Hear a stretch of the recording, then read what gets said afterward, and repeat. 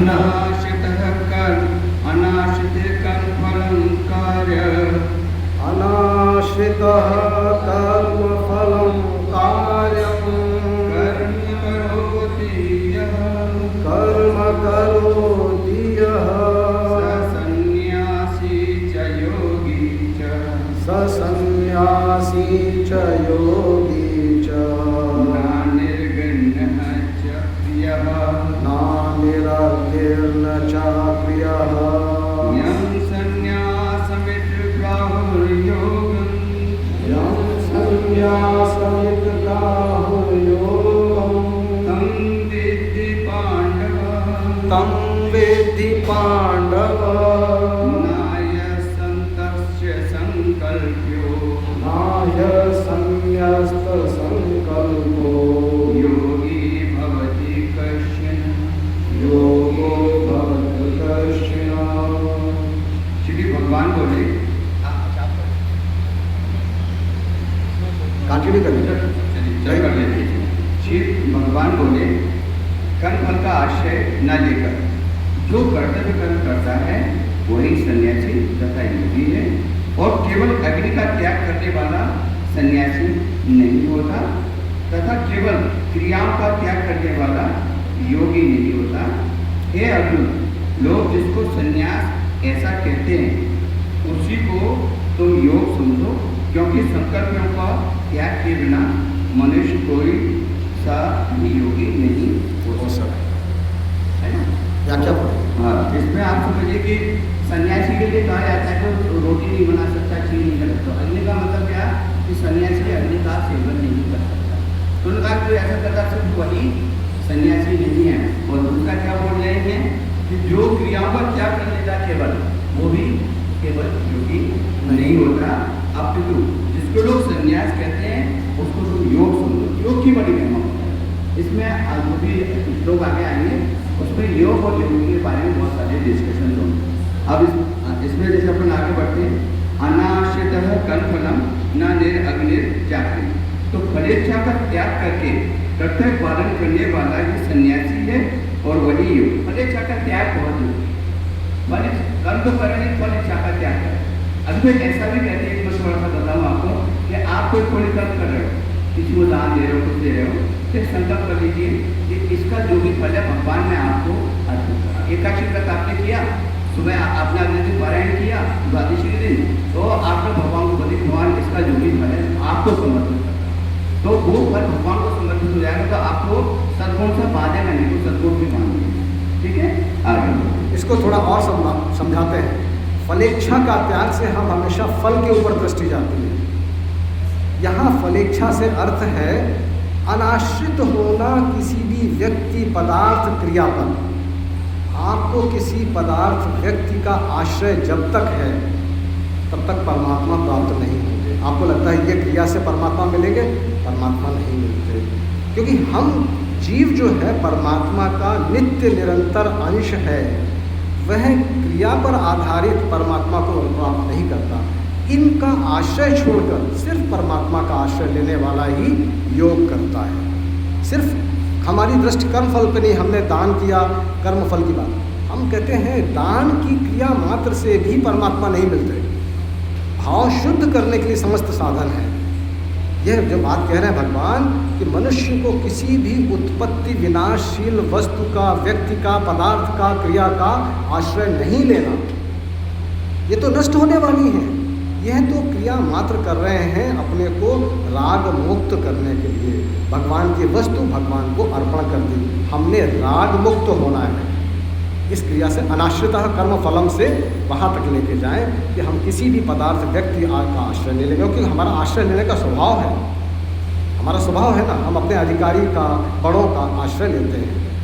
अब मानना की बात नहीं है, लेकिन आश्रित होकर अन्य किसी का तो परमात्मा नहीं मिलते। तो जो काम है, साधन है, वह हमको अहंता भाव से मुक्त करने का है, राग से मुक्त करने का है, आसक्ति से मुक्त करने का है। इसलिए कहा अनाश्रिता कर्म फल। ठीक है सर, हरे कृष्ण। और ये बाहरी आवरण, जैसे कि किसी ने वस्त्र गेरुआ पहन लिए तो हम लोग समझते हैं सन्यासी, लेकिन कई बार बहुत सारी घटनाएं आती हैं तो वो सन्यासी से गेरुआ वस्त्र धारण से सन्यासी नहीं होगा। अधिकार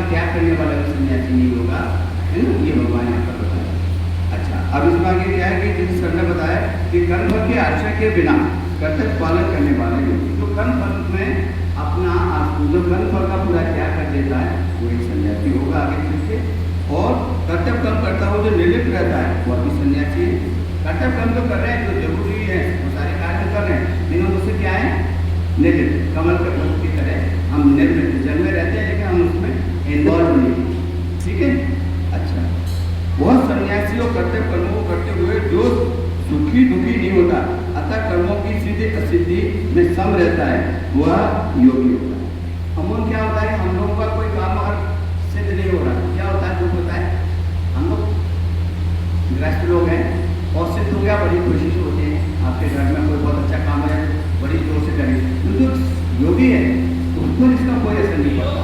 अब उसका काम खराब भी हो गया तो वो दुख नहीं शोक नहीं मनाएगा, और काम उसका बहुत अच्छा हो गया तो वो अपने चेहरे से प्रसन्नता व्यक्त नहीं करेगा। दोनों में सम है, समता है, तो उसको किसी चीज को भी हम लोग योगी योग होते या योगी होता है। और फिर इसमें ये है कि कर्मयोग की मुख्य बात है कि कर्मफल की इच्छा का त्याग, और सांख्य योग की मुख्य बात है अपने आप को कर्ता नहीं माना। लेकिन दोनों में अंतर है। आप लोगों ने पिछले अध्याय में प्रश्न भी सोल्व किया है, इससे मिलता जुलता कि कर्मयोग की मुख्य बात है कि कर्मफल की इच्छा का त्याग करें, कर्म करना है कर्म करेंगे इसकी इच्छा का त्याग करें। और सांख्य योग में अपने आप को करता नहीं, करता माने मैं कर रहा हूँ, ये मैंने किया, ये मेरा मकान है, ये मेरी कार है, ये जो ऊपर मेरा बेटा है, तो ये तो मैं ये सब मैंने किया, मैं दक्षिणा से इसलिए काटा गया था कि मैं करते है ना, और बकरे का से चला गया तो ये तुम करता नहीं। अच्छा, अब इसमें एक और चीज़ है कि जो स्थूल सूक्ष्म और कारण तीन जो शरीर भी हैं वो कर्मफल के कारण ही हैं। तीन शरीर होते सबको मालूम है, स्थूल शरीर, सूक्ष्म शरीर और कारण। अपना डिस्कस हो चुका है नहीं, इसका डिस्कशन अभी नहीं हुआ है, आगे होगा। अच्छा आगे, अभी तक तो हमने कर्मयोग का अभी नहीं, अभी तो इसलिए उसको छोड़कर चलते हैं जब शरीरों के बारे में चर्चा होगी। अंत है कि भगवान सिर्फ भगवान का ही आश्रय अगर हम देते हैं, क्योंकि प्रभु कृपा के अलावा किसी का भी आश्रय टिकने वाला नहीं है। इसका भी एक सीधा सा उदाहरण आप देख लीजिए, सबको मालूम है, कोई नई बात नहीं बता रहे कि जब द्रौपदी ने उसकी साड़ी खींची थी, बस रण उठा था, तो सबसे पहले उसने इसको भीष्मिता में इनको बोला, फिर बोले आप तो ज़्यादा है, फिर उन्होंने फिर धीरे धीरे पतियों को बोला, जब पति नहीं आए तो उसने फिर क्या किया कि साड़ी को हाथ से पकड़ा, हाथ का हटा दिया, फिर भी नहीं हुआ तो उसने दांतों से पकड़ा, और फिर भी जब उसने लगा कि अब नहीं होगा कुछ, तब उसने भगवान ने द्वारका दी द्वारका। तो भगवान का सहायता करने आते हैं, पुण्य का ही आश्रय को लेना है और किसी का आश्रय नहीं, तो भगवान नहीं।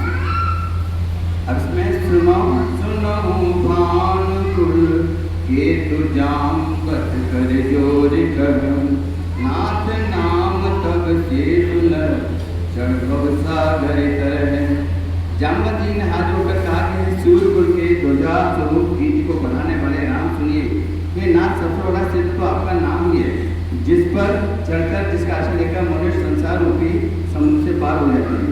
ये कथा कुछ ऐसी है कि जब बंद बनाया गया, बन गया तो छोटा था, इतनी बड़ी सेना नहीं कर सकती थी, तो भगवान बोले कि दिखाओ वहाँ कैसा है। जब भगवान ने तो बड़े बड़े मगर बड़ी बड़ी मछलियाँ वहाँ आ गई और पुल के किनारे, और उस उनके लिए थोड़ा चौड़ा वो भगवान के दर्शन करने के लिए आए मगर, और इतना बड़ा रास्ता हो गया। तो जहाँ तक प्रभु पूछा कि प्रभु आप पहले ही आ जाते, दर्शन उनका क्यों करवा रहे?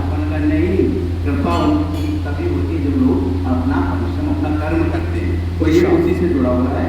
तो फिर इसमें ये लास्ट योगी यम संन्यास की व्यावर योगी बहुत कष्ट। तो संन्यास व योग दो नहीं एक ही है, संन्यास व योग दो नहीं एक ही है, दोनों का मूल तत्व तो त्याग है। संन्यासी त्याग करता है, योग त्याग करता है, दोनों एक ही हैं, गीता के श्लोक में बताए हैं।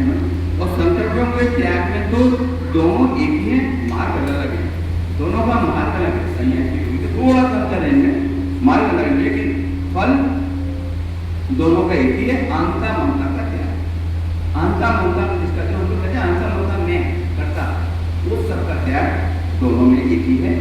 और जो आप देखेंगे गीता को यदि बोला जाता है, हमारे आचार्य लोग बताते हैं, हमने भी सुना कि गीता को अगर जल्दी जल्दी बोला जाए गीता गीता गीता गीता गीता तो इनका नाम मिल जाएगा। त्यागी त्यागी त्यागी, त्यागी त्यागी त्यागी। गीता गीता से त्यागी। इसलिए तो त्यागी जी सारा संभाल रहे हैं, क्योंकि ये गीता के साधक हैं। हाँ, तो जन्म से, संस्कार से, परिवार से, कुल से त्यागी हैं, तो गीता का साधक है। तो जो गीता का साधक है समझाने के लिए उन्होंने बताया।